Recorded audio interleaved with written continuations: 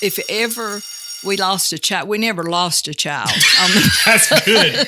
We misplaced them sometimes. They were just miscounted. Yeah. But one time, the daycare at Smoke Rise called, and this child had not got off the bus. Well, there was a substitute teacher that day, substitute bus driver. And those kindergartners sometimes would just decide they were going to go home with somebody and go get in bus line with them. Hey everybody, welcome back to the Hayden, Alabama podcast. I'm Philip. I'm Shane. I'm Linda Parker. This Miss Parker. And so Miss Parker is very near and dear to Shane and I. She was part of our growing up and was the assistant during my time at the elementary school. She was the assistant principal. I had to visit a few times. We may get to that today, but we're going to have a lot of fun. So tell everybody a little bit about yourself. Well, I grew up in Coleman County. I grew up picking cotton on a farm. My dad was retired military and a farmer. My mother went back to school when she was 42 and became a teacher. And I was blessed to go with her to her 75th high school reunion. Wow. So, and I'll tell you a little bit more about that. 75th. Yes. And, but then when my husband and I got married when we were both 18, we moved to Birmingham, Midfield, and lived there 10 years. And 50 years ago, next month, we moved to Blount County. Midfield, Alabama. So, wow. And our kids were, Kurt was 3, Ken was 2nd grade, Christy was 3rd grade when we moved here. And so my mother was a teacher, Ken was a teacher, Christy was a teacher. Miss Parker, probably as influential as a person has ever been on my life, because not only did she teach me, left a lot of impressions, which we've talked about that before on one of the previous podcasts. You made one of the shows. But her daughter also taught me. First grade. Oh, and then I had Mr. Parker, Mr. Ken, in 7th grade, I believe it was. Science, yeah. Not as a homeroom, but I did filter through at some point in time through his class during 7th grade. And I do have the lesson. So for the audience, you can't see Mr. Ken, but he's joined us today too. He's just monitoring us to make sure that we're not gonna do anything crazy. 40 plus years in the school system. First of all, thank you for your service and impacting so many lives. Yeah. I mean, you'll never know the fullness of the impact. It's very rewarding. I've had the best life you could imagine. When you said that you get an absolute thrill out of, I thought it was going to be being the first one to paddle somebody. I thought that's what you were going to say, because she went a different direction. I did. I remember having this Marine come back to see me. He was in 4th grade, and he just kept getting in trouble. And I finally told his mother, I said, what he needs is a good paddling. Yeah. She said, oh, he's never had one. I said, really? Oh, well, just let me introduce him. So I did. She said, okay, try that. Mm-hmm. And so I paddled him, and I promise you, he never got in trouble again. Really? He just needed somebody to show him that there was an authority, at school. And he came back as a Marine and told me he appreciated that. Y'all would know him if I told you. And he for sure knew that when he got to the Marines that there was an authority. He figured that out. So it's sad that you no longer can enforce that, because a lot of people are like, well, that's just rude, or it's not what you're supposed to do. No, it's what you're supposed to do. Yeah. I couldn't be a principal now. I would probably get fired or put in jail. Or that's what Mr. Mills and Mr. Spink said. Yeah. Same thing. Really? Oh yeah, they said. I mean, they're absolutely right. They would have been fired. Their those cards sense of humor would not fly in today's world for sure. No. But we love it. All right, so all those years, let's hear some. You are prepared like a true teacher. She has a list and she has a direction, and Shane and I are so only excited. If I get to tell him one thing, I forget what I was going to do the next time's the reason I have a little cheat sheet here. I've got my cheat sheet right here, so I got you. Well, tell us some stories. Let's have some. I'm going to start off with kids say the darndest things. Those are always my favorite. We had. Schools, I don't know if they do it as much now, but we always had to raise money, to pay the power bill. And back then we had to pay our own power bill. Now the board picks it up. But back then I didn't know that. Yes, we had to pay the power bill and all. And so we were selling bulbs in the fall for the spring. And this little redheaded boy, y'all know him if I called his name, but he, when they brought him for them to carry home, he came and he was just crying almost. And he said, Miss Parker, my mama's going to be so mad. I said, why? And he said, she ordered red tulips and they sent her onions. It was the bull. Oh, he hadn't gotten to that part of natural science, Mr. Parker. He hadn't got to figure out the life cycle of a bulb. I'll go on because I got a lot of stories. And then one time, I always tried to help, the whole child. We have to educate the whole child, physical, mental, spiritual, educational, whatever. And we had this child that came the afternoon before school was going to start the next morning. She was in a wheelchair. I called Rhonda Swan to come. She was there because I said, Rhonda, you're going to have to be her aide, But anyway, she had lots of issues. And at Children's Hospital, you can go and they call it clinic. And you go on one day and you see 4 or 5 doctors. It saves a parent from having to go a lot. Well, I suggested, she go. Well, she told me that she had that appointment, but she said, I don't have a way to go. And I said, well, I will carry you. So I took half a day off and went to carry her. And so she had a little 2-year-old boy with her too. And he was typical 2-year-old, about 2 or 3 years old, probably 2.5, 3 years old, 3 maybe. And so it was a long day, and so I had to go to the bathroom. Well, I couldn't leave him out there, so I carried him in the bathroom with me. Well, his mama was about this big around. Yeah. And so when I was using the bathroom, I got up. He said, why are your legs so fat? Oh, my goodness. I said, because I like to eat. The only reason I've got. Right in stride. Oh, that was one of the funniest ones. And then this guy that said this to me, he said, 3 more wake ups and it's Saturday. 3 more wake ups. That was I had never thought of that or heard that to tell a child times it's going to be a wake up. Yep. I don't know who started that, but my son picked up on that somewhere. I don't know if it was in his pre-K class or where, or maybe on a show, but that is, they seem to grasp that idea. I'm picking it right up. Never heard it before, but I'm right there with you right now. Do you see how a child would understand that? Yes. And pick that up. Got it. Stored. And then one time in kindergarten, the kindergarten teacher sent me a note, sent this little boy down to me with a note. And she said, Jordan, well, I wasn't going to say his name, but there's a lot of Jordans. Yeah. Said, Jordan, one of the boys came back from the bathroom and said Jordan had a knife in his pocket.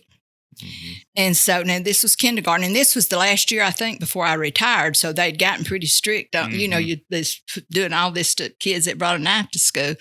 And so I talked to him and his little bitty thing, and I said, now, Jordan, do you have any more knives? He said, yeah. And so he reached in his pocket and he pulled out another knife. And I said, have you got any more knives? He reached in another pocket and pulled out a knife. So he had 3 knives. And so then when I was going to let him go back to class, and I said, now, Jordan, have you got any knives in the classroom? Yeah, in my backpack. Oh, my goodness. And so I sent for them to send his backpack down. And he kept pulling out knives. He had 13 knives. Oh, my goodness. He got in, his brother had a knife collection when I called him. He got older brothers. And he brought all the knives to school. Oh, what was he doing? Just showing them off? Yeah. Show and tell, absolutely. He didn't open them or anything. He was just showing them he had a knife. Well, I mean, look at, I don't have but one knife. I got 13. Oh, you don't like that? And look at this. Do you think that's good? Look at this. Look at this. The last time you was talking about when they finally banned pocket knives, they had gotten a little bit strict towards my 10th grade, 9th. Like it was 8th, 9th, 10th grade that they'd finally, I guess, really said no more pocket knives, somewhere around in there. And I was in not Miss Palmer's class, the other high school English teacher. I can't remember her name right now. Anyway, I was in her class and I was still carrying a pocket knife. Of course, I didn't show it to nobody, but I mean, when when you grow up like we do, you got to have a pocket knife from time to time, clean out your fingernails or whatever. And I think it was Matt Balch asked me if he could borrow my pocket knife.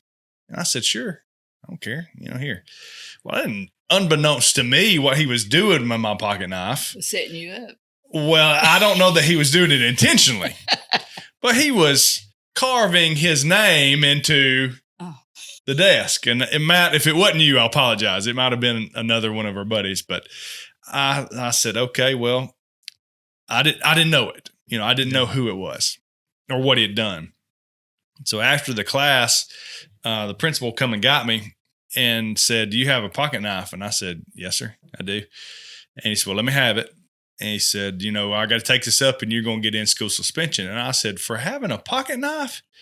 He said, no, for letting aiding and abetting. Aiding and abetting. You know what happened? They carved their name. And I said, I didn't know that. But I got so mad at again, it may you not got have in been. School suspension for it? Did you get it? In school suspension, sure did, for somebody else using my pocket knife at the time to carve their name onto their desk. Before I did. I never had in school suspension. And you're a lot better person than now look at it. He want to brag about it. Okay, isn't that crazy? I mean, you were such a better person and student than me, and somehow I didn't get that. Sure did. I got in school suspension, and not only did I get in school suspension, when I got home and had to tell. Oh, we wore you out. I guarantee. I absolutely got additional for that one. Sure did. Carrying a pocket knife. Are you in trouble? Well, we hope you're not. But just in case you are, we know a good lawyer. Whitney Island here in Hayden, Alabama has law services, or maybe if you're not from Hayden, I'm sure she'd be happy to hear from you. So check her out at islandlaw.com. We appreciate Whitney and her sponsoring the show.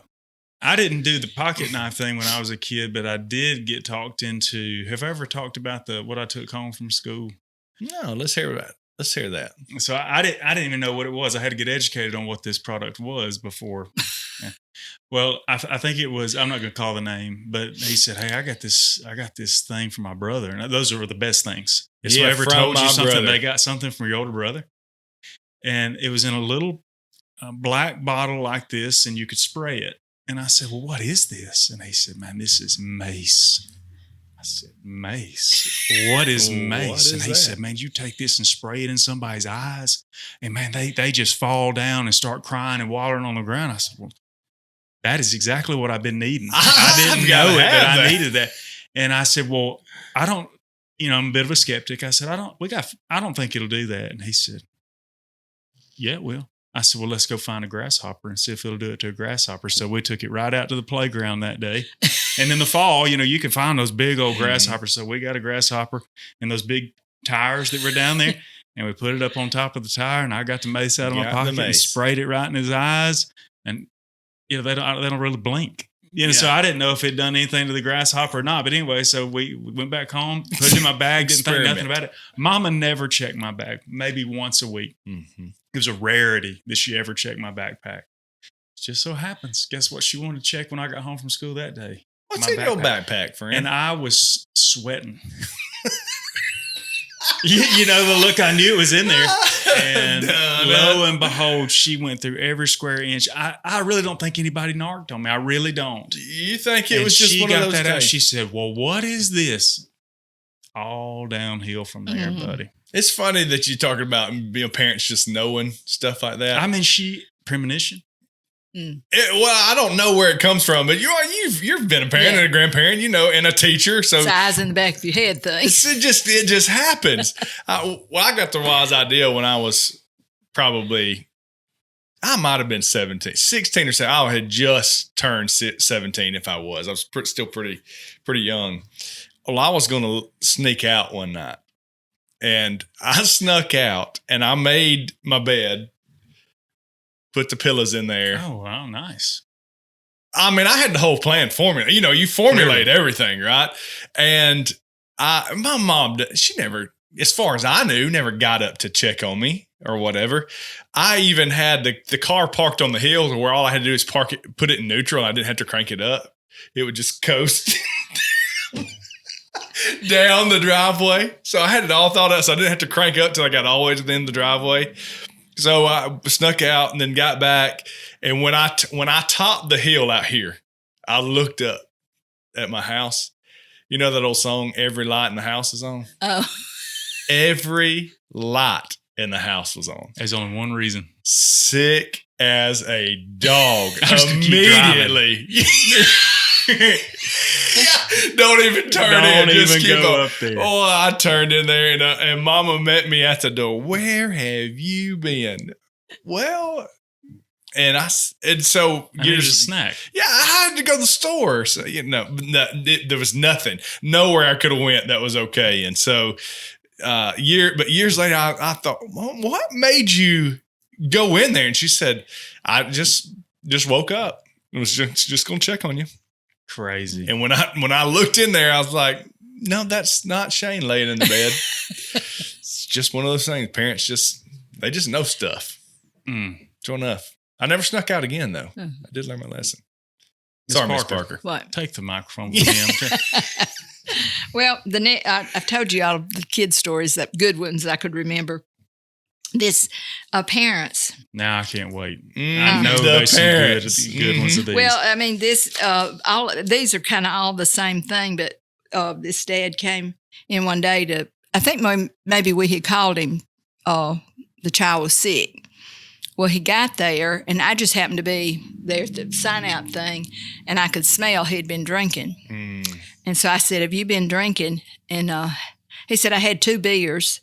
And after I told Mr. Thomas later, he said, "That's what they always say." I said, "No, that's the acceptable number." Yeah. If you ever watch Cops, that is the exact number. All of I've had 2. But anyway, I told him, I said, "Well, you can't have her and drive, And he said, "I can too. That's my daughter." And I said, "Well, let me call the sheriff and see what he says Let me just let them know." He said, "Okay, you drive her." I told him, "I'll drive her home. You can." I hated for him to get arrested, and I didn't know. But anyway, so I said, "I'll follow you," because I didn't want him to run into me. Yeah, that's smart. Yeah, I don't want it to be rear-ended as well on top of all this. We got to the Baptist church. There's at the highway patrol, and I thought, he thinks I set him up. But he kept going, and I kept going. The trooper didn't come, and I delivered the little girl. So you just drove her home? Yeah.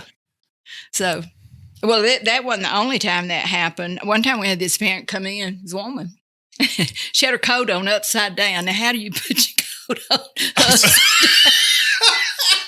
Now, those 2 beers worked. That was so quite a gulp that they took on that one. I don't remember the outcome of that. I know I didn't let her have the children if she left, or I can't remember. It seemed like I called somebody to come get her, come and get her. I don't remember for sure. But then there was another time we was at a parent pickup, and Miss Russell, Phyllis Russell, y'all remember Miss Russell? She was a counselor. She maybe taught 1st grade. You were in her class, I believe. Were you? I was not in her class, but I loved her, and she loved me for some reason. She did. Anyway, But we had it was a guy who'd come to pick up his girlfriend's grandchild. Now, he was young, but it was his girlfriend's grandchild. And so quite the web they were weaving. He had been drinking. He was drunk. Goodness. And so I told him, I said, you can't have this child and drive home. You're drunk, And I said, if you'll pull over there and park, and when we get through the traffic, Miss Russell and I'll carry you home. So I told Miss Russell, I said, you drive his truck and him, and the child can ride with me, because he was in a little truck. Well, it was a straight shift. Oh, no. Miss Russell hadn't driven a straight shift in a long time. And we got over to where they lived, and it was real steep driveway. Oh, my goodness. She like to never got that truck up the driveway. But anyway, we laughed and laughed for years. She would talk about how I made her drive that truck. Driving the straight shift. But she had such a great sense of humor. Yeah, I'm sure she did. was Do you remember how howling. she used to open the assemblies with jokes for y'all? She'd go in to calm y'all down, telling jokes and all. But this is the one that was the kind of the funniest one. I think that I had gone out to parent pickup, and I always went out the back door. And when one of my teachers come running out there, she said, Miss Parker, I was following this car, and it turned and went through the football field. It's coming in line. And she said it was weaving all over the road. There's a child in there. And so I said, okay, can you describe the car? Well, it was a black car, I think she said. And so about that time, Shelley Vale Smith came. I saw her walking over from the middle school. She was the principal there at the elementary school then. And some of her teachers had told her. And so when she knew exactly what it was, well, I saw the car in line. So I go over and I asked the guy, I said, he had an open cup in his car. I said, what you got in your car? Well, in your cup. And he said, well, I don't remember what he said, but it was some sort of alcoholic, something, wasn't a beer. And I said, so you've been drinking? And he said, yes. And I said, and he drew the card. I had taught his mother in first grade. And he said, you know, I'm so-and-so's husband. I said, I know who you are, but you're drinking, you know. And I said, get out, give me the keys to your car. And so he handed her, I said, why didn't your wife, bring her to school? He said, well, she was drunker than I. Oh, no. And so. This is in the morning? In the morning. And so by then, the SRO had left traffic and come up there. And I think I had got him out of the car and on the sidewalk and had Dr. Vale Smith to pull his car over in front of the gym there. And so the SRO came around and I told him, and he got his handcuffs out and handcuffed him, and I took him off. And so then a parent stopped me in line and said, what did he do? And I said, he didn't follow the rules. Didn't follow the rules. Well, we had smooth parking. I bet drop off he should have went right down that line. He kind of cut in line. There's a way that we do this. Yeah. He wasn't doing it that way. Oh, man. Got handcuffs waiting on you tomorrow if you don't straighten up. That's hard to believe, man. Yeah. Well, and being a teacher and getting Ken can vouch this, that sometimes you'll go to a workshop and you won't get anything out of the workshop. I've sat through them all day long and not get anything. Mm-hmm. Yeah. I think I could have done a better presentation. But I went to some that I got some really good ideas. And so I had been talking to the principal, I was assistant principal, about this truck came by and he had something awful on a bumper sticker, but it was up the back of his truck, you know. And I said, you got to say, he said, that's his private car. I can't say anything. Well, in that meeting, they said, if you don't want it on your campus, you don't have to have it. You're in charge, you know. Of the campus. And so I said, I came back. I didn't even tell him that. So I just went out there and told the guy, I said, you can't come back to school on this campus in that truck with that sticker on it. I said, our kids can read, you know, and that's very inappropriate. And he started to tell me, it was about his grandma. I said, I don't care. We don't know that background story, and those kids don't. And, you know, he never came back to school in that truck. Brought a different vehicle. And I had a woman that had one on hers and told her the same thing. They took them off or didn't come back. Now, what years was this? Well, I was still assistant principal when the man 3, I think. I was going to say it had to have been over 20 years ago. Yeah. I don't know if you'd have got the same respect today. Yeah. Well, they wouldn't have been on my campus. It's just a different. It's just a different world. I mean, 20 years has made a big difference. Yeah, it has. We were talking about that at church this morning. How things have changed so much. Well, for 50 years has really made a difference. Kurt was telling the other day when he was in 7th grade, he was going to go hunting with somebody after school, going home with him. He carried his rifle on the bus. On the bus. Oh, wait a minute, on the bus? On the bus. John Carl, was the bus driver. And then John Carl kept it on the bus until that afternoon. And Kurt went out and got it, went home with whoever. I guess rode a bus then and went hunting, squirrel hunting with that. On the bus. On the bus. But let's say one thing about that. There's nothing wrong with that when you have the right intention. It's right. It's like it's not guns don't kill people. People do. I've never seen one just by itself do anything. Yeah. That's just. But now, 20 years later, that is ludicrous. Well, that's more than 20. That's probably 40, maybe. Oh yeah, probably about. He would have been probably about 40 years. Yeah, about 40 years ago. You're talking totally different. That's a whole other world. Yeah, it is. Because it's what it was not uncommon in the parking lot to see shotguns and rifles hung up in the back of the truck. Were they out there trying to do a police raid on that truck? No, he's going deer hunting right after school today. Yeah. He's not here to hurt nobody. He ain't gonna hurt nobody. It's just different. Right. The different world we live in. So, Do you remember the drug dogs that would come in? And yeah. And you would never hear of who they got, but you'd see them out in the hallway and be like, what are the dogs like? But you and I have talked a little bit about how thankful I am. I never was faced with some of those things that some of the kids are faced with nowadays. I was never presented with some things. right. And so, you see the drug dogs, like, why are they wasting their time here? Yeah. I had no idea that there were actually some kids probably there with drugs or with some illegal things that they weren't supposed to have. But man, I'm so thankful that I didn't get presented with some of those things. But some of that was because of you helping out and, the teachers helping guide the way that we went, and our parents, of course, being involved. Right. I was just worried if they could smell Copenhagen. you knew you had a little bit of that. We're all right here trying to smell it. No, I'm not worried about all that other stuff, but hold on a minute. I think one of my gifts is problem solving. Ken probably wouldn't agree with me. But one time when I retired, I think we had 22 buses, and we had 2 lines of buses. Mm-hmm. The first line had left, the one close to the buses, and then the second line, and they parked like 6 inches apart to have enough room and to keep children from walking between the buses. And so the very first bus in that line, maybe it wasn't the first, second or third, was broke. We wouldn't crank. We got ready to go. Well, we were going to have to back all the buses in the back up enough to let that first bus there out. So I told, there's about 5 or 6 teachers there. I said, y'all come on, we're going to push this bus. And they looked at me like, are you serious? And so I went and told the driver, I said, put it in neutral. And she said, we're not supposed to do that. I said, we got to get these buses on the road. And so she went ahead, and I said, I'm making that decision. I'll then fall out, I'll take it. Now, Ken loves to hear that, don't you? I'm now, making his that transportation. decision.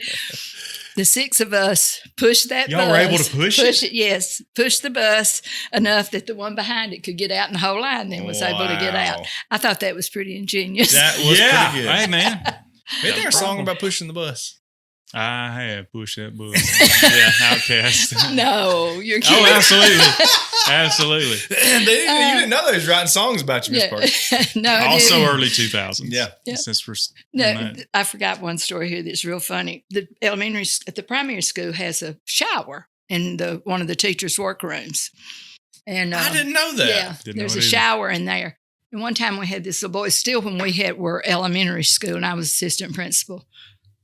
And he came to school smelling bad every day. Mm-hmm. Teacher would talk to him, and I'd talk to him. And so I decided he was going to take a shower at school, And so I had him a towel and some clean clothes, clean underwear, all that laid out for him. But I thought, now, if that kid were to turn the hot water on and get burned, I'd be liable, in trouble. So I was going to set the shower. I'd never opened that shower. Well, it's boxed in. Where do you think the shower that should be on the side? They were straight in the back. Of course. You had to be in the shower. Oh. And so I thought I could turn it on and get out. Fast enough? No. I mean, it came out so fast. You took the shower. I took the shower. I got the water set for him. And so I called Marty in the office, and I said, your big black sweater, bring it down here. Come on back. And so I sat in the teacher's workroom with a sweater on while Marty went and dried my clothes. Oh, great. Y'all had a dryer there, Yeah, we too? had a washer and dryer. Yeah, to wash mops and things like that. How many days a week does a kid throw up? Every day. Every day. People would ask me, is there a virus going around? I said, what are you talking about? There's always a virus going around when you got... we're in school. We're in this petri dish down here. When I retired, my school was K through 2, and we had 750 students. You talk about... There was always somebody. Somebody was sick. And that stuff, I'll never forget the smell of whatever that is. Oh, yeah, that you just absorbs. clean that up. It just stinks. I don't know what it's called, but it does like a good cat litter, job. wasn't it? I don't think it was cat litter, but it was called something. It's pink. I can remember. Yes, we had to order it. Yeah. Yes. I mean, you'd be walking down the hallway. Like oil slip stuff. But it was like a liquid? Was it a No, liquid? it was powdery. Powdery, yeah. Not Like powdery. rocks Like, and It would was like cake cat up. litter. It would cake Yeah. up in the middle. and then when it dried a little, you swept it up. Then you had to wash the broom out and the dustpan out. I remember walking down the hallway sometimes, and they were letting it soak up, and you walk by, and you just be like, I would rather just smell the throw up instead of that and the chemicals. Yeah. But yeah, that was horrible. And somebody's always throwing us every day. That's what she said. All right, I got two more little stories. Tell them. All right, one of them, it's the boy I taught him in first grade, the cutest little boy I ever taught, I think, other than Shane. Well, I was going to say now Miss Parker. I don't remember Don't the hurt his story. feelings because he's real big on himself. Now, this is a sad story, so y'all don't laugh. I mean, it okay. really is. All right. And I'll probably cry telling it. Bless He was so sweet. And so he was there first through sixth grade. I guess we had kindergarten. Yeah, he was kindergarten through sixth grade. And I'd see him and talk to him. And the home situation was not ideal. And I gave him my phone number. So if he ever needed me at night or on the weekends to come get him, I'd have gone and got him in a minute if he'd have called me. I believe that. And then he was murdered. Really? But a lady walked up. He was sitting in a car and walked up and claimed him in the throat. She was one of our former parents, too. I didn't know this. Anyway, I had led him to the Lord when he was in the sixth grade. Oh. What a blessing that is. It was such a blessing. And then I was able to call his mother and tell her that. Wow. It was actually his stepmother, and told her to tell his daddy that I knew where he was, that he had, That's incredible. Then I got another God wink. So he was, well, before you move on to the next one, I've got so many questions. But So this was when he got older? Older, yes. He was like probably adult. early 20s or so. He was murdered? Murdered. Mm-hmm. Down on Cane Creek Road. So That's crazy. Reckon I know nothing about it. But you never know what impact, we talked a little bit about it, but what impact you can make, especially from a spirit, because you said you got to educate them spiritually, physically, mentally, all the things. And y'all took that opportunity to do that. And I'm so thankful that there are teachers, principals that were out there brave enough and bold enough to do that. the last story I want to finish with, I told this at my retirement.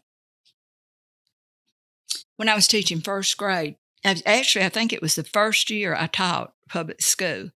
There was a little girl in my class, and her parents were divorced, and they were going through a hard time economically, and she didn't have a coat. Well, Christy, I had a coat she had outgrown, so I carried it to school for her. So when all the kids went to PE, I kept her back and, tried on the coat, fit her perfectly. And she, beautiful child, just so pretty. And I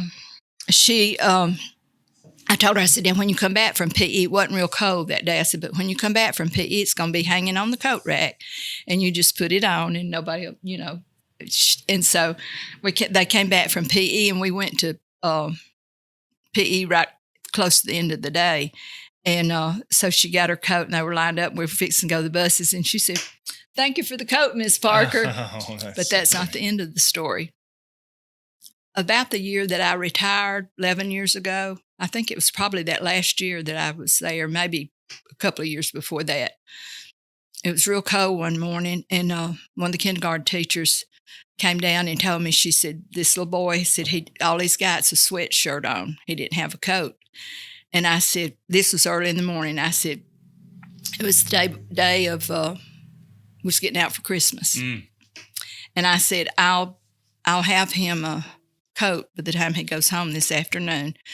And I could tell he was probably a size 6. I was going to get it. And a lot of times I'd call parents, I need a pair of shoes such and such by this afternoon, before you go home. And sometimes I would pay them back if they'd let me. A lot of times they wouldn't. They'd say, let me do that. And anyway, the year before, we had, at that time, our school just went through third grade. And so we had that little girls that I had taught in first grade, her and her husband moved back to Hayden that morning. So now the little girl's in fourth grade, not in my building. That morning, the mother came in and she had a bag in her hand. She looked at me and she said, "I thought you might still be in the coat business."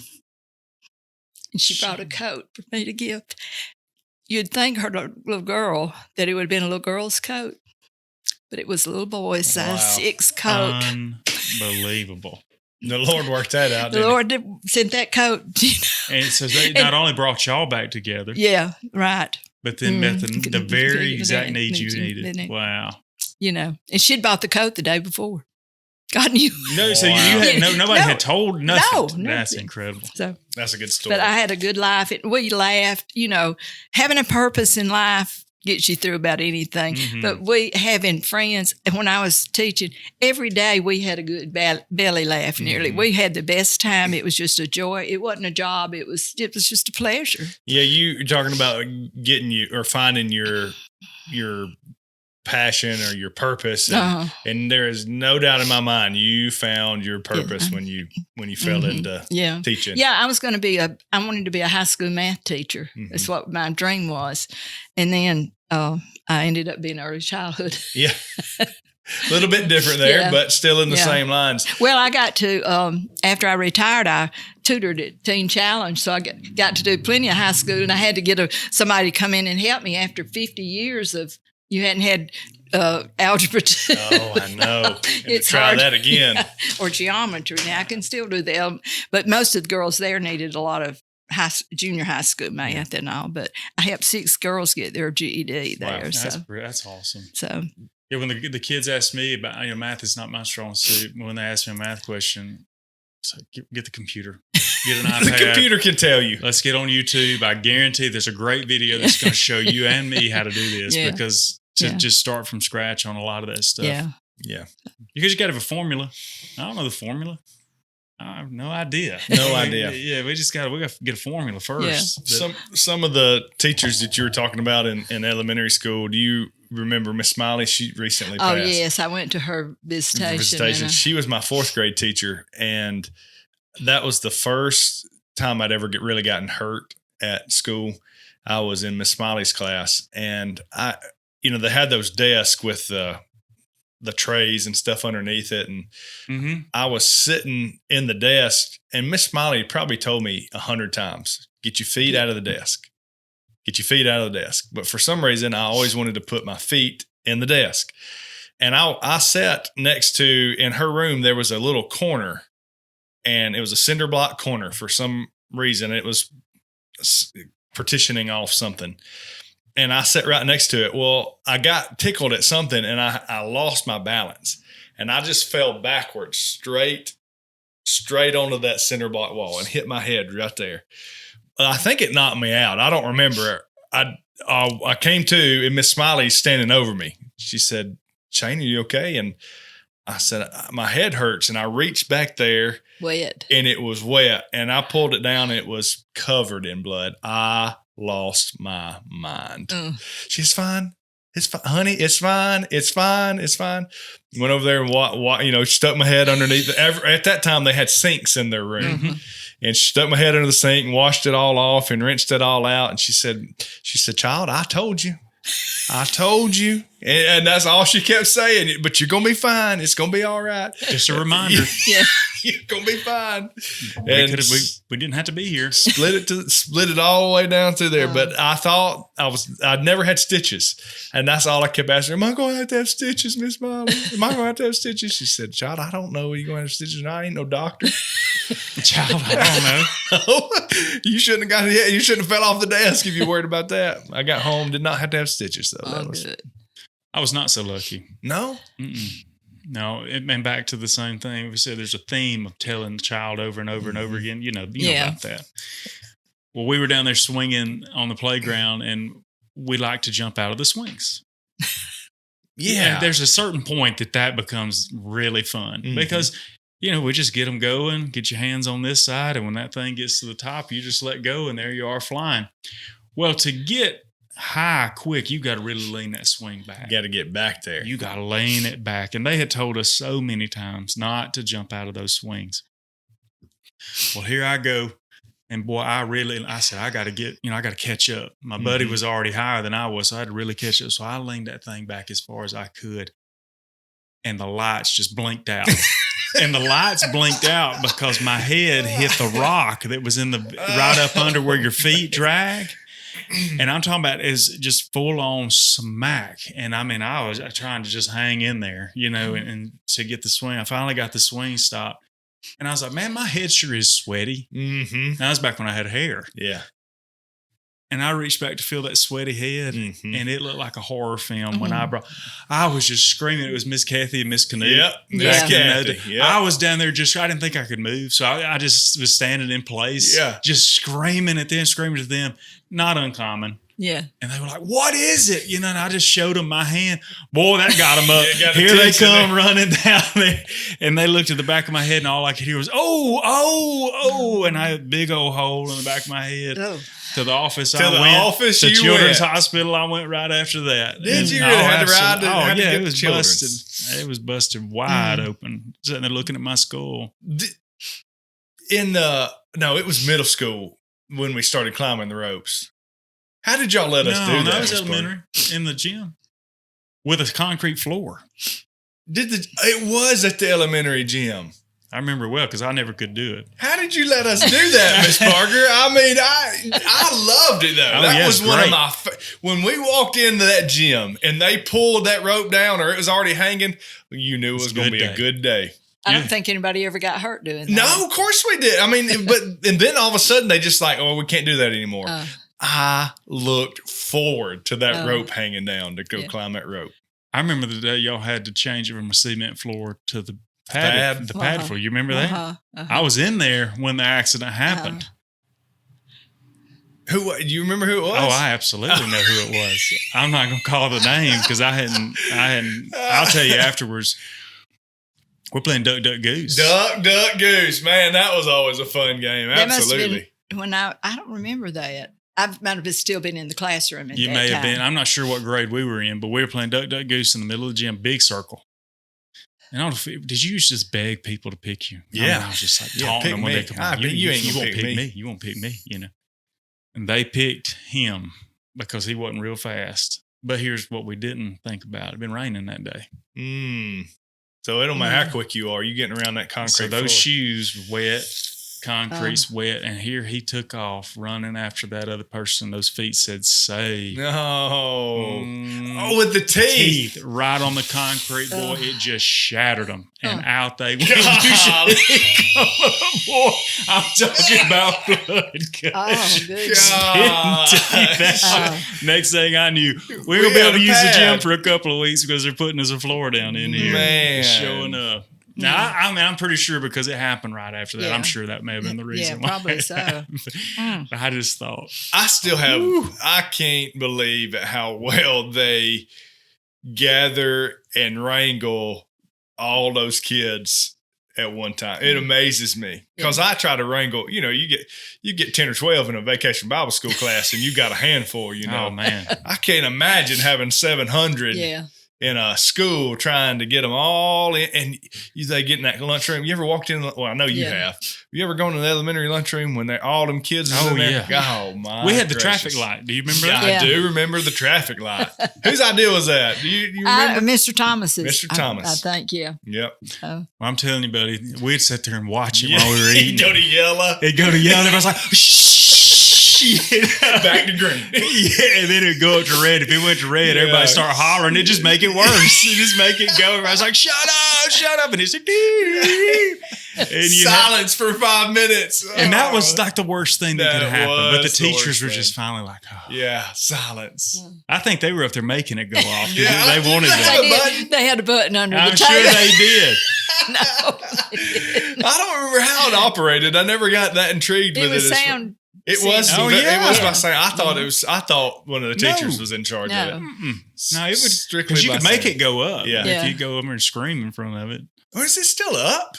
No, They took I it don't down? remember. I don't remember why he took it down. That's a great idea. I mean, it really it worked well. Oh, it's a staple in my memory. That's silence, Absolutely buddy. remember it. You know, talking about riding the bus, you're talking about riding and it being hot. Oh, Miserably hot. August when school started back. And I used to get migraines as a kid. I fortunately grew out of those. But I remember being sick as a dog, sick as I could be.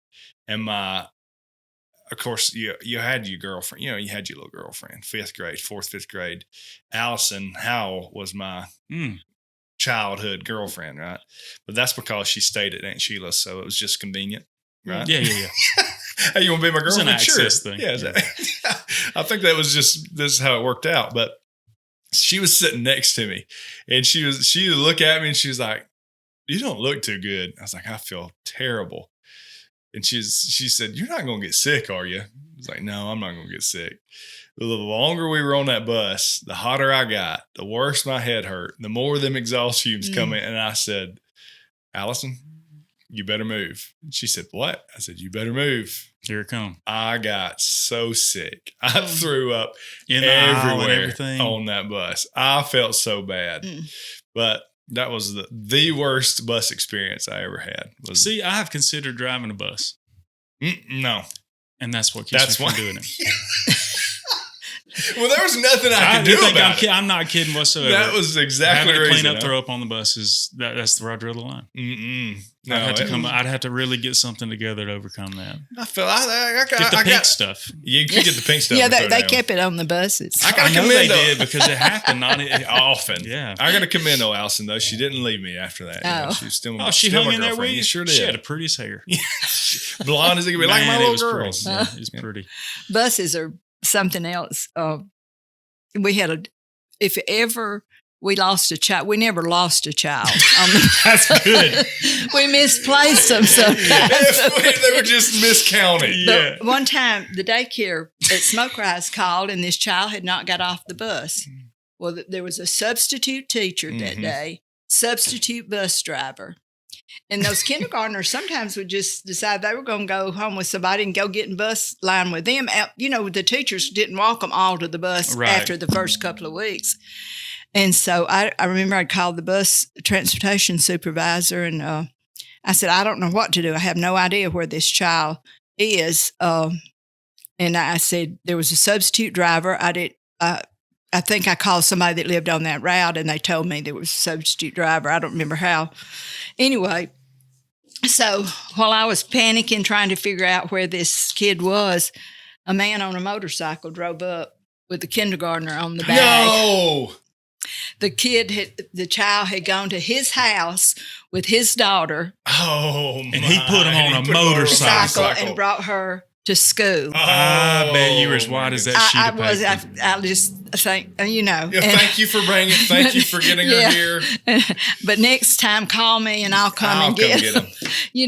And so I had to call the parent because the daycare had called the parent and told her, and I knew she was going to be there. And when she got there, he had just left when the parent got there. Thank goodness for that. Yeah, and I told her, and she said, "Well, if she's okay, there's nothing, Yeah, nothing wrong." But I mean, that was. I'm sure she loved it. Yeah, absolutely. But that's not the only time we lost one. With just what they call a perfect storm, misplaced one. Yeah. Perfect storm. It was usually when there was a substitute teacher and substitute bus driver. Yeah, because they weren't used to their regular. Right. One time, Steve Latta called me. He works for the Board of Education. He lived over at Hayden at that time, and it was real cold that afternoon. Same thing. I don't know if there was a substitute teacher, but there's a substitute driver because this little girl had a brother. Well, he didn't get off the bus, and the little girl and Steve was carrying his trash can out to put it out for the next day, and he heard a child crying. And the people weren't at home. And she was like a first grader, I think, or second grader. And he found her. And that, it was just a God thing there. She had gotten off the bus. She had gotten off at a random place? Where she went. Normally, that was the grandmother's house. She was supposed to go home that day. Oh, I got you. And but going back to the little girl on that bus that got on the wrong bus, and the guy, I got on the bus the next afternoon, and I chewed the high school students and the because they middle knew. school. Yeah. I said, when there's a substitute bus driver, and there's a child on your bus that don't normally ride the bus, y'all say something to them. Yeah. Yeah, take a little We need a little responsibility. help, Yeah. a little community there. And so then for a while, we had, for a year or two, I would appoint get high school or whoever to recommend somebody that kind of could be a watcher on the bus for us. But Lindley did that. Huh? Lindley did it. Went to the wrong house? She was not supposed to get on the bus that day, or was supposed to get on another bus and go home with another kid. And send a note or whatever. And of course, she pulled that's typical me. I just get in a routine and I'm just going to keep rolling with it. Gets on the bus. There's nobody at home. So she goes, what does she do? Smokehouse Daycare is right there. Yeah. I mean, I live. You know what I mean? Yeah. Instead of going across the street, she goes to the neighbor's house. Let me go to the neighbor's house. That we don't, I mean, we just don't know them that way. We hadn't been there that long, but here she goes. She's seen me out in the yard talking to him or whatever. And then not only that, so the adults are not home. They have a young son. She just climbs in the car with him and they take off and are going to go wherever. It just went from bad to worse. But here's the deal. What I'm saying, I'm not saying bad, like him being bad. I'm saying the situation could have been horrible. You replace those people with different characters. Right. Yeah. And we don't know where Lindley went. Mm-hmm. Well, if you don't live in Smokehouse, then maybe. But it's just weird. Like, look, here's what we're going to do next time. If this happens again next time, we're going to the church. Church, exactly. Just because. So that's just what that's you should the safe place. Yeah. So it look happens. for the helpers. Yeah. It happens. We used to, you're talking about substitute teachers on the bus. That was the favorite time on the bus. Oh, man. Because Ken, you know this. Blount County roads aren't necessarily meant for buses to go up and down. Right? Monster trucks. Yeah. So Miss Sandy knew where she was supposed to turn a little to the right and a little to the left, and we would be going down through there. And as we got older, we were older at this time, probably 6th grade, 7th grade. And we knew where the bumps were. Yeah, because you'd lean off the seat a little bit. Yeah, because you'd be ready, right? And that lady that was substituting, because first time she'd hit them bumps, bam, and we would just holler, just hoot, and I'm sorry. Well, she went around this one turn, and I remember it's at Graves Gap Road and Graves Gap Way, where you can't get the bus all the way across and turn right and miss the culvert. You had to swing way to the left and get there. Well, she stayed in her lane, and I'm sitting there grinning. You knew what was I knew what was fixing to happen. I'm just quiet as a church mouse. And the whole bus is quiet because they know what's ready for the show. And she hooks a right. She just spins it real quick. And them right tires fell off in that culvert. And the front tires come off the ground. And it stops driving because great day. It can't go nowhere. And we're cackling, because what does that mean for us? We're late for school because the bus is stuck. So we just excused absence. And she's squalling, because she's like, I didn't mean to do that. I hate this. Bunch of heathen kids on here, and we're just grinning ear to ear. Late for school. Late for school. Late for school. Yeah. We did. You got to give it up to the substitute bus driver because they have to know they're going to catch it. They're going to catch it. Yeah. Well, they have a lot better technology now. Nowadays, they did then, Yeah, to know remember those where to fiberglass go seats? You remember that? No. Did you ride the bus when they were fiberglass seats? I think I had cushioned. They were non-padded. My first one, I think it was a 1978 model. Was it really? Absolutely. I don't remember that. You talking about going bam, bam, bam, going down the road. Rough. See, slide. I mean, if you turn a curve, you better hold on because that fiberglass, you're just going on across. Right in. Man, the things you learned on the school bus too. That was places you learned things that you shouldn't be learning. I learned I can't even tell it on the show. Exactly. I didn't know my mom had told Miss Sandy. But we sat at the front of the bus. We sat right behind Miss Sandy. Years later, after school, I realized what had happened. Patricia said, "Don't you let them youngins get to the back. They sit right here, so you can keep full eyes on what they're doing and what Your they're mother listening was to. a strong disciplinarian. I remember Miss Parker. What you talking about? yeah, and my daddy, both of them. You know what Philip was talking about. You did that? He's like, yeah, I did actually. Like how I got away with it, I don't know, but he's thinking of something over there. I don't know what. You're talking about sitting right behind the bus driver. I'm gonna try to make this as PG as I can make it, because it is PG. It is PG. It's first grade, so you can imagine how much did we know in first grade. Yeah. Again, those seats were right behind the bus driver, first seat, because we're tiny. Mm-hmm. Well, I'm not gonna mention the name, but we were sitting there and we had heard that a little bit about how humans came to be. That there was a process. There's a process. And so we were sitting there just having a ball, thinking about it, just being little boys, talking about, whatever. The storks dropping them off. Yeah, storks dropping them off. And we're talking about, and about that time, he looks at me. So the light bulb comes on in his head. He looks at me and he says, and there's that huge mirror. It looked like it was 8 feet long. Yeah. You remember the mirror that was above the bus driver that they could look back at everybody? Mm-hmm.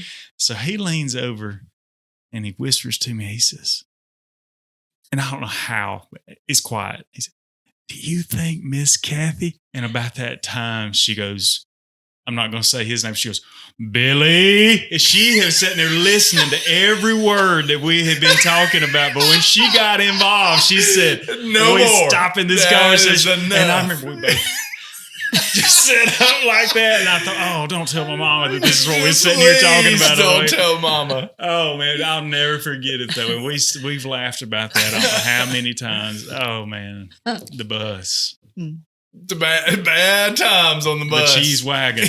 Yep, the old cheese.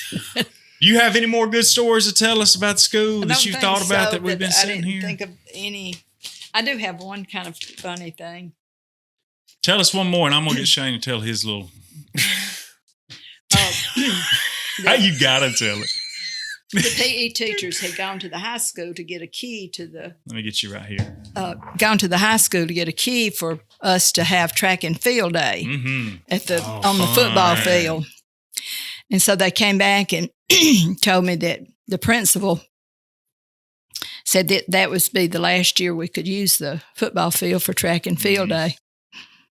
So that afternoon, there was a baseball game and the grandsons were playing. So I went to the baseball game after school and the principal was there. And I said, "Where are you going to put that new parking deck?" He said, "What are you talking about?" I said, "Well, I heard you was getting a new parking deck." He said, "No." I said, "Well, where are you going to park all those people when I can't use the football field? You're not parking football parents at my school." Mm-hmm. What he said, "You can use the..." That was a quick turnaround, wasn't it? On second thought, Miss Parker. Since you put it like that, here's the key. I didn't realize that we needed each other as much as we do. Wow. What I want you to tell your story real quick. You just want me to break on in there? Or you want to wait? You want to wait on it? No, I'll tell it. So let me set it up. Okay, set it up. So we talked about having a segment each week where we tell, it doesn't have to be groundbreaking, but just a story from our life every week, just to, what are we doing? And so here's Shane's from last week. Tell your little life story. Okay. So a week ago, let me set it up even better than that. A few weeks ago, my wife had changed our detergent, and she had started using this fancy stuff. Mm-hmm. It's called Thieves, isn't it? No, not Thieves. It's now, Philip, you've done messed me up here. What is that stuff called? It's like a glamour. What is the name? It's in a white Diva. Diva. That's it. Diva. Yeah. It's called Diva. And I will say it is phenomenal. Aromatic. Very aromatic. You ever heard of it? No. Okay. And so But after a couple of washes, you don't smell it anymore. Like I don't even know. I mean, I know my clothes are washed, but I don't smell the. I hope my clothes are washed, but I don't smell the diva. Like it's not in my. Yeah, you're numb to it. I'm nose blind to it. Well, we had been working all day, and if anybody that knows me, when I work in the summertime, I sweat like a stuck hog. I mean, it's just my hat will be wringing wet, and I'll just be nasty. And the stuff I do, it's just filthy, dirty, muddy. I mean, just you can tell Shane's not been sitting behind a desk, right? So we go, and Mr. Randy wanted to go eat at Hardee's. I don't normally eat at Hardee's, but that's where he wanted to go. So they came in. Randy and Micah came in and ordered their food, and then went and sat back down. I went and washed my hands. Well, I walk up to the counter, and the young lady behind the counter, she kind of just stares at me, and I was like, she said, "Have you been working?" I said, "Yes, ma'am." Okay. I said, Does "Can the I cat have a climate here?" I mean, supposed to say, right? Are you working? Yeah. Because I'd like to order my food. And so she's like, yeah. So what do you want to eat? And I told her I wanted one of the hot ham and cheese sandwiches or something. So she rings it up, and she's having trouble. And she looked at me again. It's like, "You've been working." She's tore up about it. Yeah, just concerned that I've been working. And I said, "Ma'am, I've worked like since I got up this morning. We left the house at 7. I don't know what you want me to tell you. Like it's 12 o'clock. I'm hungry. Yes, I have been working." So I was like, I pay for my food. And I'm like, what a strange interaction. So I go sit down, and I'm telling Randy and Mike, I was like, this girl up there is like asking me if I've been working, and they're laughing like, why? And I said, I don't know why. She comes over to, it takes her forever for me to get my food. She finally brings me my hot ham and cheese sandwich. She walks up again, and she said, "You mean to tell me you have been working all day today?" And I said, "Ma'am, ask these boys here with me. They've been with me.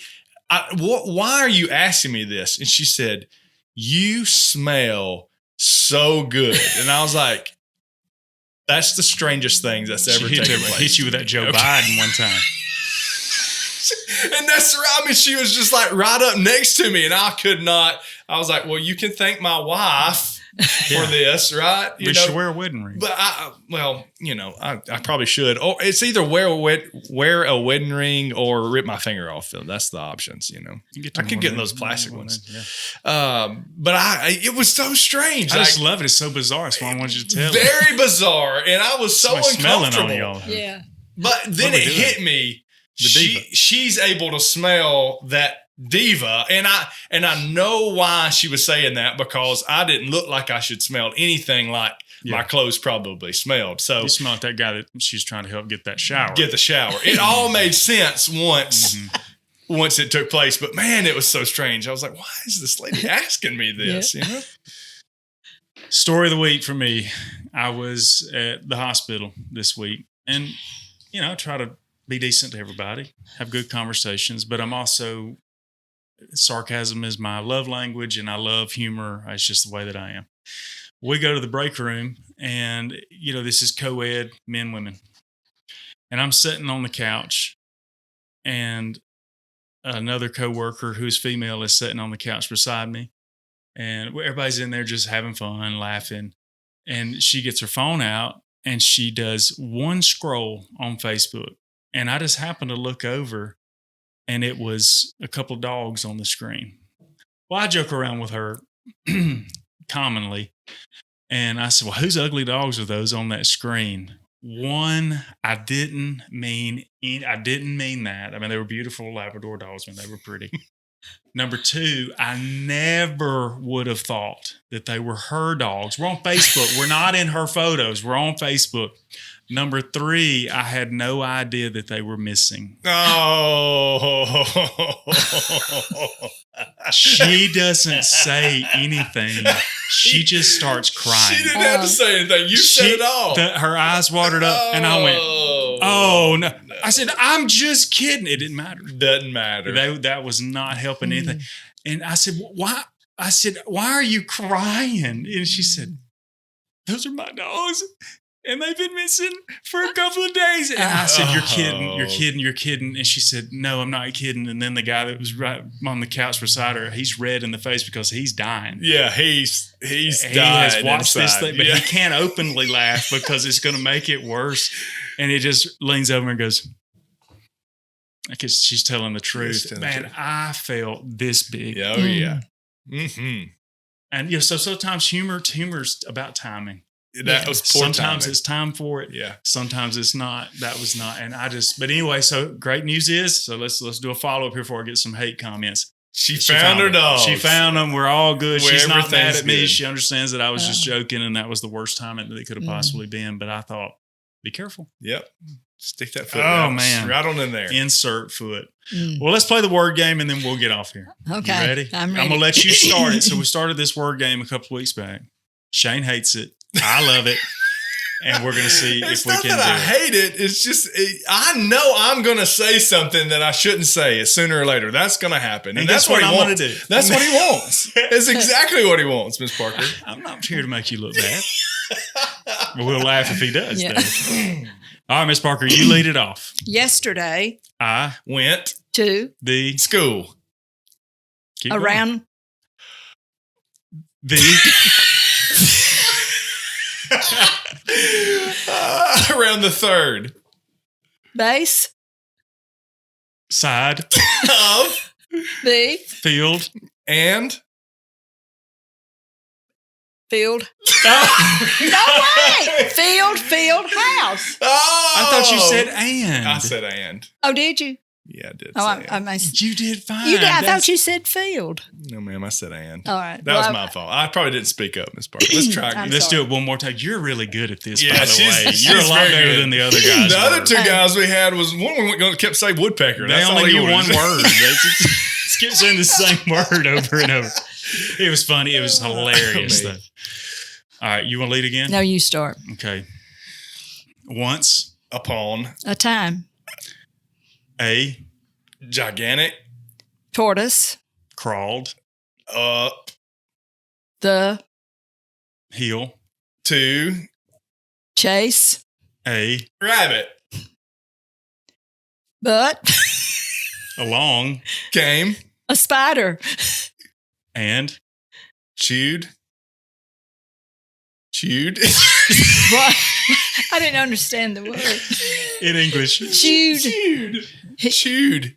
And a spider okay, chewed. A spider chewed. Up. A tremendous amount of tobacco. However,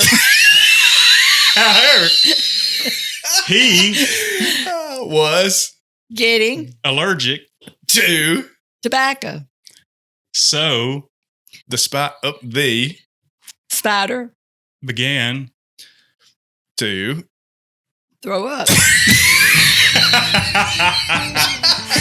You're so good. Oh, that's awesome. And that goes back to another episode about tobacco. Yeah, fit right in there. Perfect, Brother Johnny's story. Yep. Well, you've been a lot of fun, Miss Parker. You've made a huge impact, positive. Let's make it clear. You made a huge positive impact on both of our lives. Thank you. And countless others. And Shane's been talking about it for a while, and it's just like a God thing. That you're here today just worked out perfect, and we're thankful for your time. Yeah, well, thank you for asking me. Thanks for coming on. We really enjoyed it for sure. I had a good time too. Did you? That's really important. People see that too, and I hope they see that. I hope you guys see that today. That we truly enjoyed being together. Yep. But that's going to do it this week at the Hey Not Bound Podcast. I'm Philip. I'm Shane. And I'm Linda. Miss Parker. We'll see you next week.